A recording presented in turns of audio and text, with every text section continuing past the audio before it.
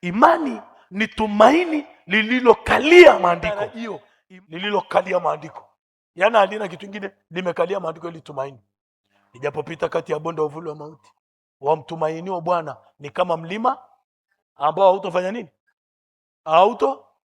Maanake wewe tumaini lako limekalia maandiko, halitikisiki na lolote. Wengine wanaambia kuna Ebola, you don't care. Corona, you don't care. Unaambia jamani, sasa hivi wanataka kupunguza watu fanya kazi, watapunguzwa wao. Mimi ninaitwaga asiyepunguzwa. Kwa sababu tumaini lako limekalia nini? Wanaambia jamani, kuna watu watapata hasara hivi na hivi, watapata wao, sio mimi. Si mmoja asema amina. Wanasema jamani, wanapita Mandalo wanakata vibanda, wanafanya hivi, watakata vya kwao. Cha kamanda akiguswi. Kwa sababu tumaini lako limekalia nini? Limekalia? Yaani una kitu kingine, wakisema jamani tumesikia kwamba kule kwenu wanakufoga fika 40 miaka 48.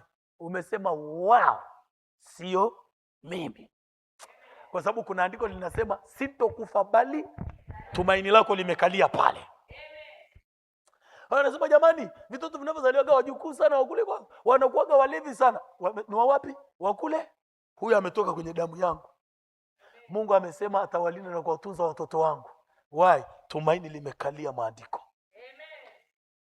Wanasema wakiolewa inakuaga hivi, wapate watoto ikuwa hivi. Ni wao. Mungu amesema kwa neema atanipa toto. Tumaini limekalia maandiko. Wakigeuza huku, unaona. Wakienda huku, unaona.